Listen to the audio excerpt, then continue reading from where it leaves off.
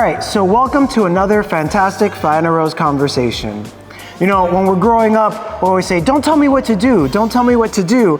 And now that as an adult, you think to yourself, I wish someone would tell me what to do. And so we've brought in the perfect person, award-winning and best-selling author, Gretchen Rubin.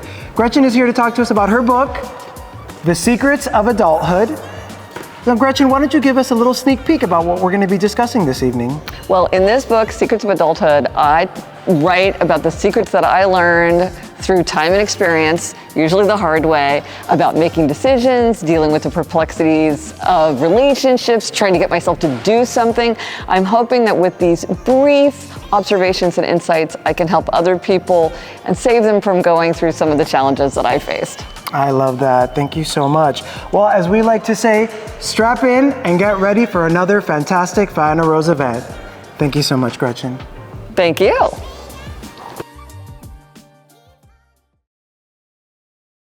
And now I have the formidable task of actually introducing our moderator for tonight. She is an award-winning entrepreneur, best-selling author, and globally recognized keynote speaker. As the founder of Zen Media, she's been at the forefront of digital transformation, helping some of the world's leading brands build relevance and influence in a rapidly changing world. She is not only a sought-after speaker on global stages, she's been named both by Forbes and Inc.'s 30 Under 30 list, and hailed as the Zen Master of Marketing by Entrepreneur Magazine, and recognized on LinkedIn as a top voice in marketing for 4 consecutive years. She is also proudly a Rose member, so please give a warm welcome to our moderator for tonight, Shama Haider. Thank you. Pablo would be so proud. That was great. Hey guys, you ready for a good treat tonight? This is going to be so special because we have with us today Gretchen Rubin, who I got to meet 15 years ago at South by Southwest. A mutual friend introduced us, and they said, Gretchen studies happiness. And I was like, how intriguing. And since then, of course, she has gone on to have a glorious career, multiple best-selling books. She is a keynote speaker. And how many of you guys listen to podcasts? Okay, you absolutely, if you are not already a subscriber, you've got to subscribe to Happier by Gretchen Rubin. Make it, if you're taking notes, put this down because it is a phenomenal podcast. It's definitely one of the top 3. It shows up on all kinds of lists. And so without further ado, please, let's welcome Gretchen. Let's give her a good Faena welcome, guys. Let's give her a good Rose welcome. Oh, I'm so happy to be talking to you tonight. In this beautiful place, my gosh. It makes me happy just to walk in here. And so, Gretchen, you should know I am just the appetizer. These guys are the entree. Yes, so plus Q&A is always my favorite I part. represent the group. You know, Pablo always asks me, like, ask the questions you know the members will want to know. So that's really, I'm here to facilitate the conversation. And then, guys, we'll open it up as usual, and it'll be your chance to connect with Gretchen and ask her what you wish. So, Gretchen, I have to start with this. Did you always want to be a writer? No. Growing up, I did not see myself as a writer, and I did major in English in college, but at that time I thought people were either novelists or poets or playwrights, or they were journalists, or they wrote like academic biographies of Samuel Johnson. It never occurred to me that there was a place for me to do that. So I did not grow up thinking that I would become a writer. And so when did that switch occur? Because you are now multiple best-selling books. Now I am a writer, books. yes, and that's my prime identity. So I started my career in law, and so I went to law school, I went to Yale Law School, and I was actually clerking for Supreme Court Justice Sandra Day O'Connor when I got the idea that made me become a writer. So I have this habit of getting intensely interested in something, and I will do a ton of reading and a ton of note-taking, and I've been doing this ever since I was little.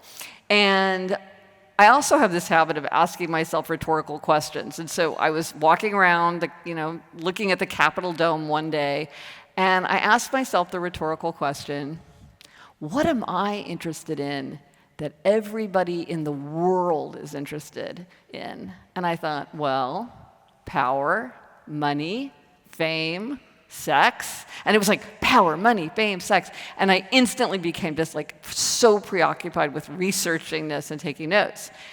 And this had happened to me before, but this got bigger and bigger and bigger, and I was spending so much time on it. And then finally I thought, this is the kind of thing a person would do if they were going to write a book.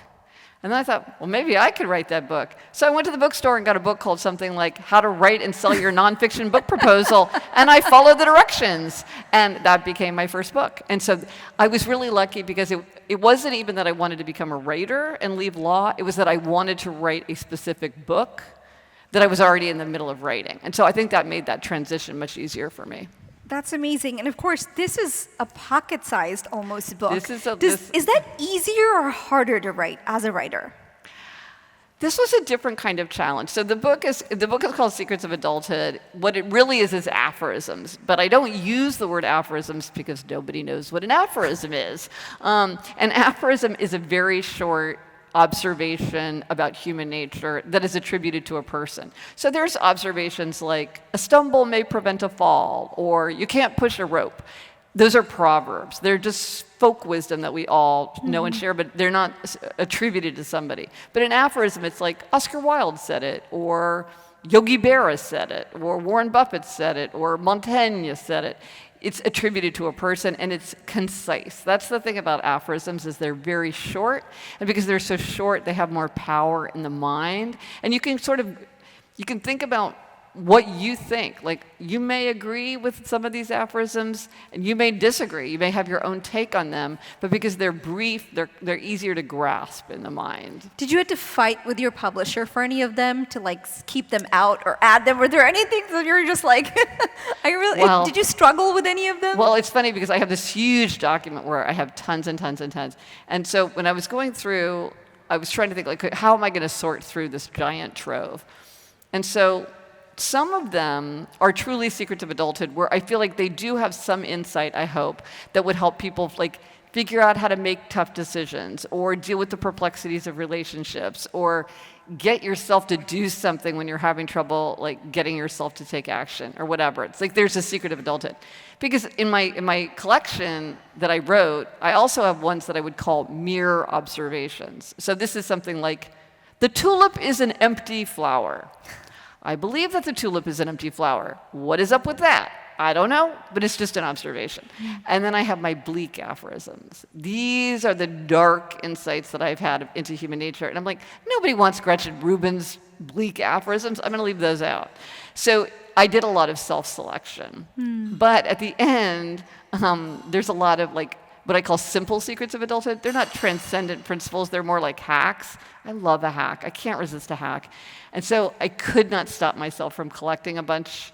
But I was sure that my editor would say, Gretchen, what are these doing in here? They have no place in here. Let's cut these out. No, but she liked them, so those made it in. So I thought that that collection wouldn't make it into the end of the book, but it did. So, and I think they're fun. I bookmarked a couple of my good. favorites, I want to hear. I can't wait to see what like folks' favorites are when they when they go through it. But this one really resonated with me, and it said, recognize that like sleeping with a big dog in a small bed, things that are uncomfortable can also be comforting. Yes. We have 2 giant schnauzers, right? And 2 children under 5. Yes. My husband is 6'2". Yeah. So no amount of bed space. Yeah. And they all like to, by 3 in the morning, everybody is in that bed. And what is cozier and more uncomfortable? Yes. And I just love that. And you were also a mom, 2 daughters. I have 2 daughters, yeah. Yes. So is this something that, I feel like I saw that kind of red thread throughout your book, which is, it's almost like the things that are sometimes uncomfortable are also the things that are deeply comforting. Yes, yeah. Well, a lot of times, in the traditional form of the aphorism, a lot of times you play with the idea of paradox, because that makes, again, it makes ideas more kind of compelling. So there's a lot of these are in the form of a paradox. I want to get a couple more in here. This one was surprising for me as well. We don't have to be good at something to be good at something. Oh, this is something that I wish I had known much earlier in my life. The latter part of this, Dolly Parton, Michael Jackson, and Paul McCartney never learned to read music. Yes. Did anybody here have this idea when they were young? Like, if you were going to be at the top level, you had to be good at all of the, like, intermediate parts? See, you all realize that this was not true. I thought if you're going to be good at finance, you have to be good at math. Or if you're going to be like an esteemed artist, you have to be good at drawing. No, you do not. There are many extraordinarily successful novelists who are terrible writers. You don't have to be good at something to be good at something. I think I wish I had known that earlier. I love this idea. So what was that for you? What was the thing that you were not good at, but you were good at? Well, I'm the kind of person who likes mastery, so I'm good at the things that I'm good at, and I ignore everything else. It didn't even occur to me that I could just. Well, one of the ways that I do it, and this is. I also have like this thing called the Muse machine, which is if I need a creative spark, like I draw from a set of cards that I created, and one of them is skip the boring parts. Because a friend of mine who was working on a PhD thesis told me that she just skipped the boring parts. And to me, as like a lawyer, you have to cover every base. And I'd had that training. And I think in academia, like when you're in school, like they teach you to address every argument. But then I wrote this very unconventional, quirky biography of Winston Churchill. And my whole philosophy was, I'm just going to skip the boring parts. This is going to be the interesting parts. And you can just do that. And again, that's like, you don't have to be good at something to be good at something. You don't have to include everything. You can skip the boring part. Which part do you have to be good at? How much whatever do you just part like you want. lock? Whatever part you want. You decide whatever part you want. Well, I think there's a lot of entrepreneurs in here, and so I think we've got a pretty good group of skipping. Yeah. No, that's a great entrepreneurial. It's like if you don't just leave something out. And so much of this is also, you talk about the secrets of adulthood, but there's a lot in here about childhood. Mm-hmm. And so, as a mom, are there things that you saw in your kids reflected in yourself that you observed that helped? Like, is there anything that you put in here that you're like, I got that from being a mom? Well, you're unique, just like everyone else. That's one that I would remind myself and something that can happen at any time often happens at no time. I remind my daughters of that. I remind myself of that. Working is one of the most dangerous forms of procrastination. But almost everything that is true for my daughters is just as true for me, My favorite one, actually, in the entire book was the days are long, but the years are short. Yes. And I felt like, I don't know, I think every parent can really feel that, because the day. So I would have thought I was an absolute lunatic for doing this, except I'd been told by my brother-in-law before I had kids that this was normal. Otherwise, I would have just really gone down a rabbit hole, which was, I wait for my kids to go to sleep, because all you're like, get to bed, brush your teeth, get to bed. And then they go to bed, and I'm looking at their pictures. Right. Am I the only one? Is this just not crazy making? I'm like, I worked so hard to get them to bed, and now I'm sitting here going, oh, look at that. Look at that. And so to me, that's the ultimate of the days are long, but the years are short. Absolutely. No, I think that seems more true every year. And one of the But again, that's a good example of paradox. It was very, very, and when I was writing that, I was trying to capture that strange double timeline of parenthood, kind of to crystallize it and to sum it up. And it was, it sounds like such a simple sentence, but it was actually very, very difficult to write. And went through a lot of editing before I could get it to those words. Crispness. Yeah. And I thought, I was hoping you could explain your question that you ask people about how do you like your eggs, or what's the best way to prepare an egg? Well, because I write about happiness all the time, people will come up to me and they'll say well, what's the secret to happiness? What's the one thing I need to do to be happy? And I always give them a very unsatisfactory answer, which is, it depends. It depends on you. It depends on your values, your temperament, your challenges, your circumstances. No one can answer. There's no magic one-size-fits-all solution. And then they look at me again and they say, but what's the best way? What's the right way? And I could never think of how to answer that question in a way that was satisfactory. And so now I say to them, well, what's the best way to cook an egg? Scrambled. Well, usually they say, I don't know. It depends on how you like your eggs. Right. There can be no one best way to make eggs, because it all depends on us. And you have this podcast, right? Yes. And I love that earlier we were talking, you call it happier, Yeah. not happiness. Yes. Can you double click into that just a little bit? Well, one of the things, again, studying happiness is people get very hung up on like, well, what is happiness anyway? And how would you know if you achieved it? How would you stay there? And to me, that isn't a very helpful question because I think like there's like 15 academic definitions of happiness. People get very caught up in, is it calm, peace, contentment, bliss, satisfaction, well-being? And then the question of like, are you happy? How do you stay happy? To me, this becomes very, very confusing. And I remember when I started writing the Happiness Project, a friend of mine who's like works at Google was like, you should have your husband score you on a 1 to 10 scale every day and see how it changes over time. And I'm like, let me tell you one thing that would not contribute to happiness in my household, and that is that. But I'm like, even if we can't necessarily agree or even know what happiness is or how happy we are on a 1 to 10 scale, I think we all have a good idea of like, what could make me happier? If I did this week, next month, this year, is that going to move me in the right direction? And I think that's a much more realistic and productive way to think about happiness is like, can you be happier? Given your nature, given your circumstances, can you be happier? And so we call the podcast Happier because it's not about achieving happiness, whatever that is. It's just about, well, what can you do with your conscious thoughts and actions in order to be happier?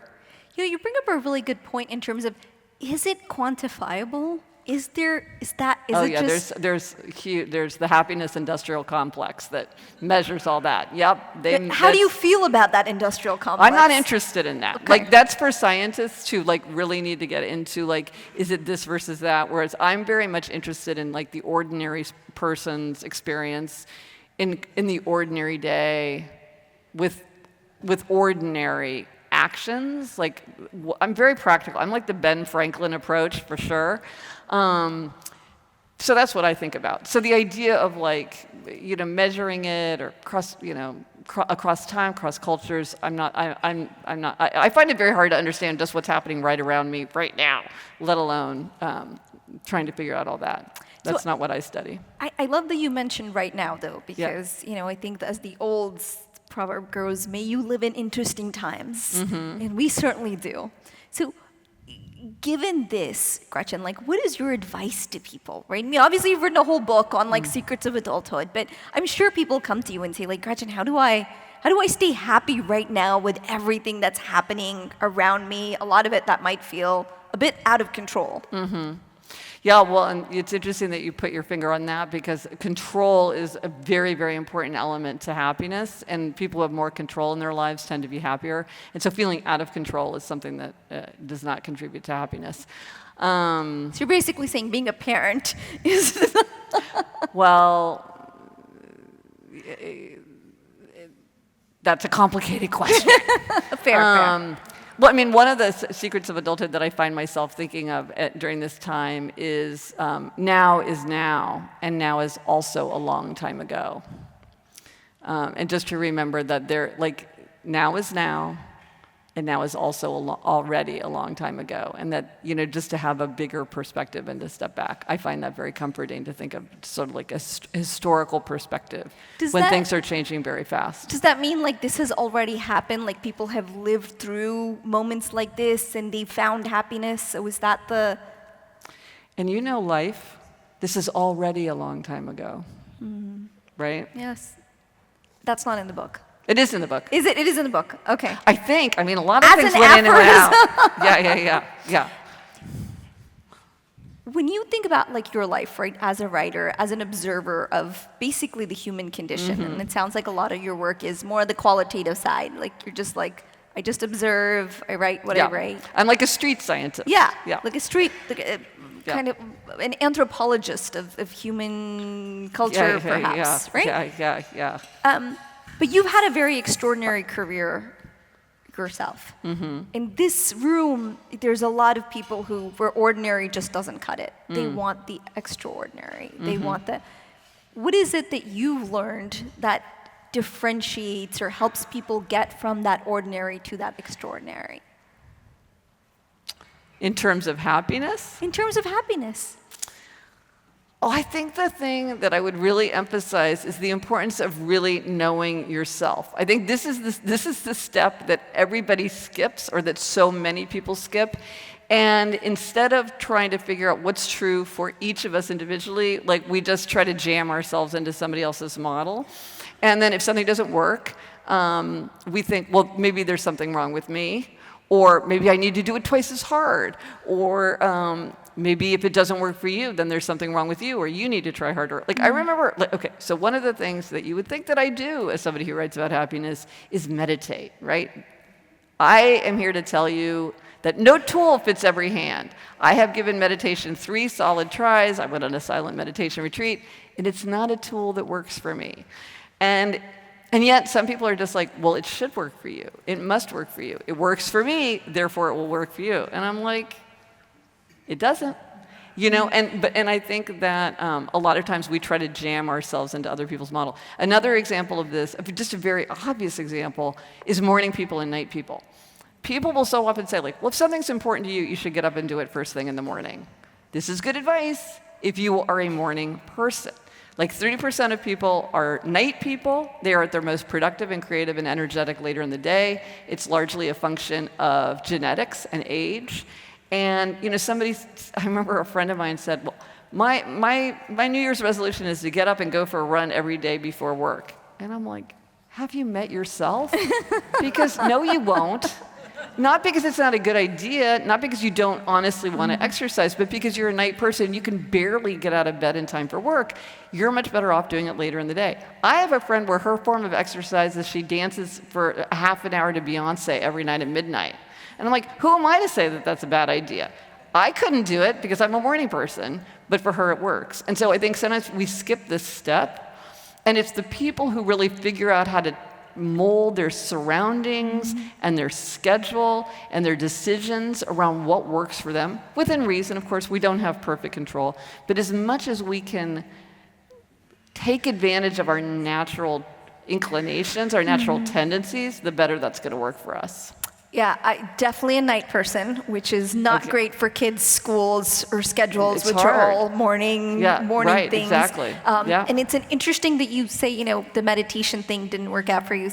I was always told, like, working out makes you happy, right? Right. Never does it for me. Like, I'm like, where are these endorphins? Like, I Right. find myself angry every time I finish working out. I'm like, look, I did it for, like, the strength and the vanity, but it, like, emotionally, like, nada. And so I look at these people that are like, oh yeah, it keeps me sane. I'm like, I'm so impressed, but that's just not how my body responds to exercise. So I love that you said that. Right. So you need to find your own reasons to do it. It's chocolate. Right. I figured this out. Chocolate makes me happy. Well, another distinction that I think is really interesting is abstainers and moderators. So abstainers are people where if they're facing a strong temptation, they're like all or nothing. They can have none, but they can't have a little bit.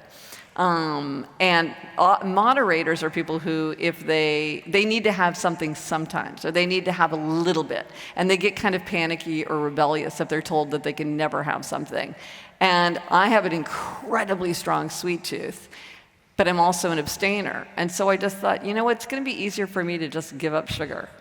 And I'm one of these crazy people that you read about that, like, doesn't eat carbs. And it's so easy for me. Because it's easy for me to have none, it's incredibly hard for me to have a little bit. But then I have friends, but that's because that's a strong temptation. With wine, I can have half a glass of wine because I don't really care about wine. But a friend of mine is like, no wine or 6 glasses of wine. There's no middle.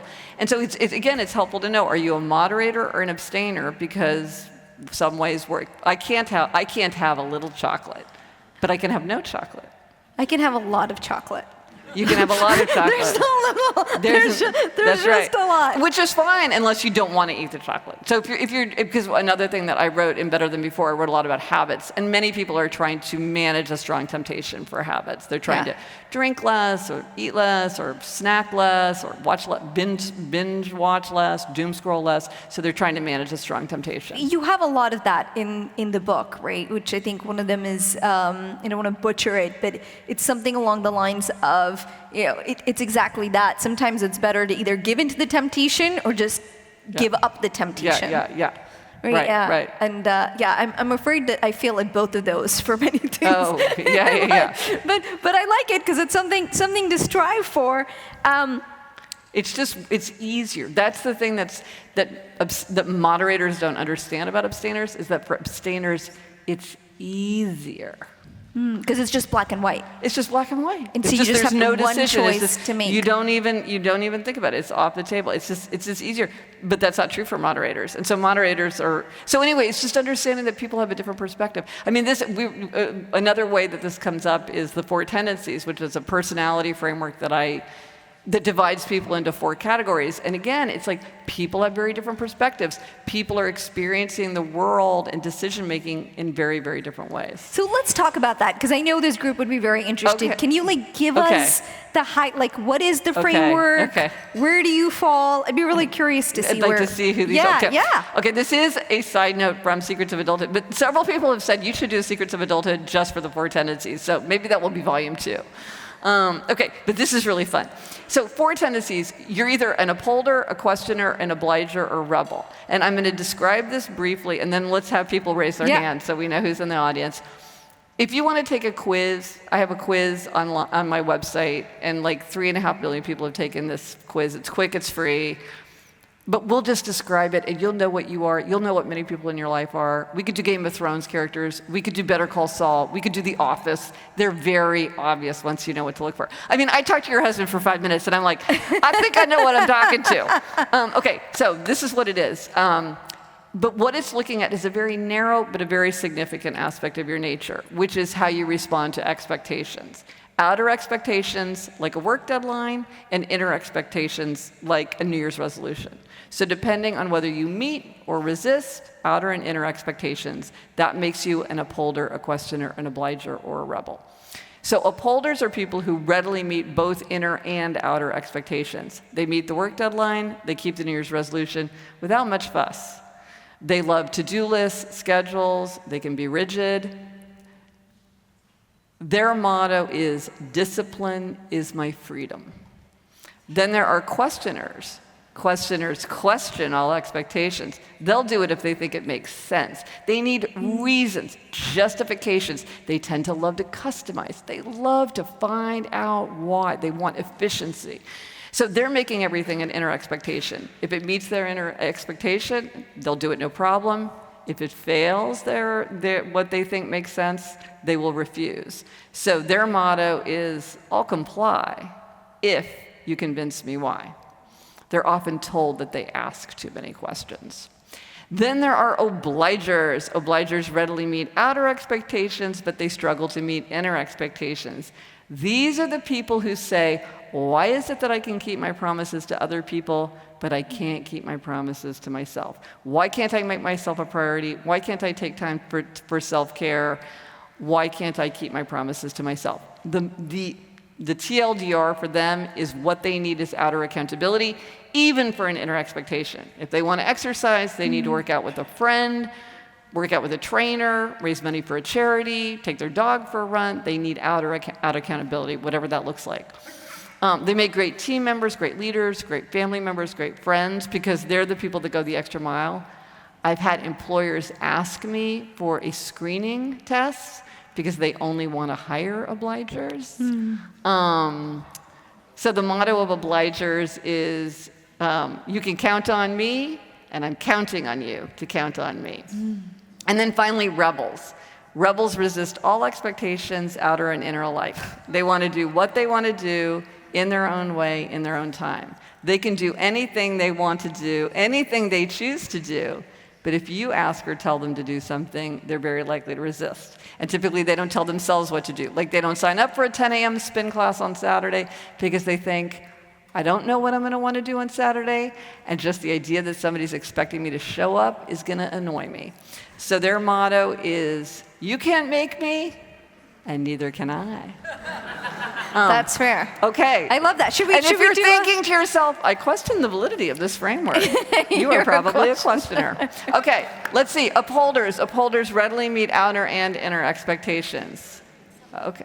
Interesting. Questioners question all expectations. They'll do it if they think it makes sense. Okay. Obligers readily meet outer, they struggle to meet inner. Okay, and then finally rebels. Rebels resist. Okay. I'm not surprised. Interesting. So this is interesting because I did a representative sample because, of course, the questioners in here are thinking like, oh, but if you're making these generalizations off your online quiz, there's selection bias. Yes, I know about selection bias. So I paid for a representative sample. And usually what you see in a group is that rebel is the smallest tendency. It's the most conspicuous tendency, but it's the smallest tendency. And upholder is only slightly larger. These are the two kind of polar extreme personality. I remember when I came up with the tendency, I went to my husband and I was like, do you know what? I'm part of like an extreme fringe personality type. And he was like, you think? He was not surprised. But so rebel and upholder are that. And then obliger is the largest tendency for both men and women. And I would say we have an unusually high number of rebels, more rebels than upholders, as far as I could see. And it looked like about the same of obliger and questioner. So the thing is, obliger is the biggest tendency. So you either are an obliger or you're dealing with many obligers in your life, and then questioner is slightly smaller. Yeah, but yes. I love that. Two rebels married to each other. I know, I was going to ask you. That's what I was going to ask you. I was like, do you find in relationships that like opposites attract or, that's... Well, what you see with the tendencies is the most common pairing of a tendency is that if one person is a rebel, almost always the other person is an obliger. Interesting. That is by far the most like frequent pairing that you see, because the other ones, and it can be very difficult if you have an upholder and a rebel. That combination tends not to work very well. Yeah, we delegate everything. That's our secret. That is the secret. That is we the secret. We have lots of obligers, that is the secret. Upholders. That is we the have secret. a big community. I mean, that's the only way we can do it. That is the secret to if it's a rebel. And so if there's two rebels who are married, almost always A, they've been together since like very, very young age. B, they're very rich. Or C, they figured out a way to like delegate everything so they don't have to ask each other to do anything. Yes. That's pretty much it. They just both do what they want. Yeah. Okay. There's tremendous power in that. Yeah. We're happy. It works for us. Yeah. No, that's amazing. Okay, love that. Let's open it up for questions. This has been so fascinating. Yeah. Gretchen, and you get a gold star if you ask the first question. Yeah, that's great. Well, this is not a shy question. crowd. No, Did you see the number of rebels we have in here? Yeah. It's like... Hi, thanks for joining us. I wonder what your thoughts are on ego identification and happiness, and if you've done any studies on that. No, I haven't. Well, no, I don't have anything interesting to say about that at all. Good question.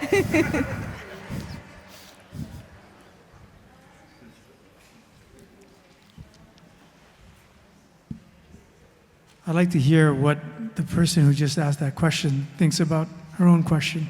Good, yes. Let's do it. I love it. And then I have a question. So Okay. my question for Gretchen is, what is the most controversial aphorism that you've thrown out there?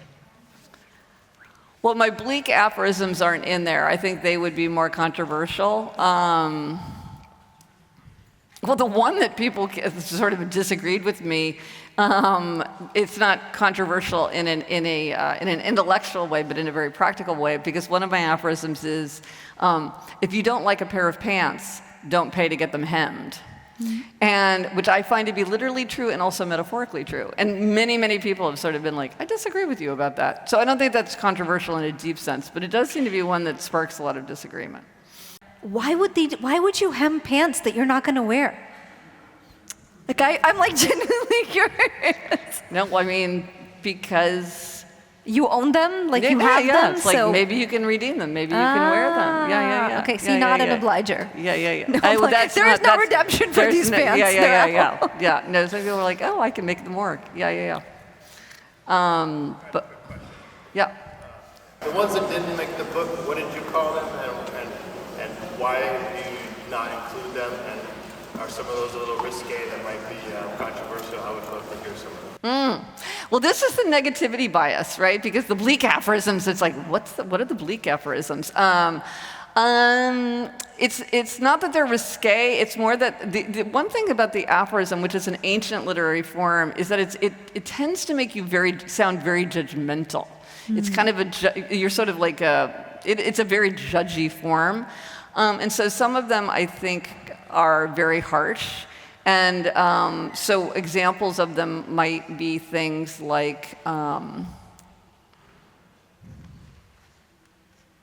praise is a form of judgment. Encouragement can be an attempt to control. Or, how do we judge those who courageously surmount obstacles that they've put in their own way? Or, how hard do we fight to save those who don't want to be saved? So that's just coming at it. This is like a different vibe than Secrets of Adulthood. But one of my favorite dark aphorisms, one of my aims is to bring back one of my favorite aphorists, Marie von Ibn Eschenbach, who's fallen out of the canon of aphorists. But she's this amazing aphorist. And one of hers, one of my favorites, is, "You can fall so fast, you think you're flying." I love that. And also, I have a new aspiration. I want to be described as aphorist in my, that's something to aspire to. Like, is there really a certain threshold where you are worthy of? Oh yeah, like I have shelves and shelves and shelves of collections of aphorists, yeah. And then there's writers like Churchill or Samuel Johnson who just naturally, kick these things off. Oscar Wilde is one of my favorite aphorists. Taylor Swift? I don't know. I mean, I never think of music in that way, but perhaps so. I don't know. Because the one you said sounds totally something that would be in one of her songs. Yeah, maybe. We have a question here in the back. Back there. This one? Yep, that one. Hi there. So it's been a few years since I've read the Four Tendencies, but I think I remember you had depicted a Venn diagram, and there were overlaps between the tendencies. Can you talk about what overlaps you see most commonly? Yes. Good memory. Yes. If you visualize this picture like a Venn diagram in a diamond shape, so each of the tendencies overlaps with two tendencies. And so you could be in your core tendency, and I do think that almost everybody fits into a core tendency, but you can lean one way or the other depending on which way you lean in terms of the overlapping tendency. So you and I have no overlaps, right? But like as an upholder, I overlap with a questioner because we both respond to inner expectations. But as an upholder, I also overlap with an obliger because we both respond to outer expectations. So depending on whether I'm like more inner directed or more like outer, that's gonna shape me. So in terms of a rebel, some rebels tip to obliger, but then some rebels tip to questioner. And from just talking to you briefly, I think you're a rebel who tips to questioner, because rebels who tip to questioner are much more like, I need to march to the beat of my own drum. I just want to do my own thing, get out of my way. Whereas rebels who tip to obliger tend to have a much more kind of, they're pushing back. They feel the weight of expectations, and they tend to push back much more. Yeah, so that's how the overlaps work. You can figure out, because there is even though everybody fits into a tendency, there is kind of a continuum of how they all relate to each other. Great question. Yeah. We've got another question here, Sandra back. Is this on? Okay, so mine's a little different. So you clerked at the Supreme Court. What is a unique and interesting fact that a lot of people in this room might not know about your job and how you clerked at the court and all the intricacies of how it operates? Well, the one thing that startled me when I got there the first day was the seriousness with which they take everything. And so, to give you an idea, there's a big cafeteria in the Supreme Court building. And there's a special closed room for the clerks, because it's so important that nobody be able to overhear what the clerks might be talking about at lunch that that they're sequestered like that. And I remember thinking like, whoa, it's like, wow, this feels really big. I think that the role of the clerks is pretty well understood, which is that they help the justices with their caseload. I'm trying to think, is there anything really interesting? Well, there used to be, I don't know if they still have this tradition, but there used to be a tradition that each of the justices would go out to lunch with all of the clerks each justice's set of clerks would go out to lunch with each of the justices so that you could sit and talk to them and just like get a sense of what they were like. It was a very lovely tradition. I don't know if they do that anymore. I was there quite a while ago. So, yeah. And then there's a basketball court there, which is called the highest court in the land. The people that all the clerks would go play basketball, except me, because I'm very unsporty. So I will wrap with this last question for the obligers there. How do you hope people read or use this book? Because the rebels will do whatever they want anyways, but are you hoping this book is like, you kind of pick something and you ruminate over it? Is it I'm struggling with this, I'm gonna skip to the parenting or dealing with challenges section of it? Or do you want people to read it and just sort of sit with it and enjoy it?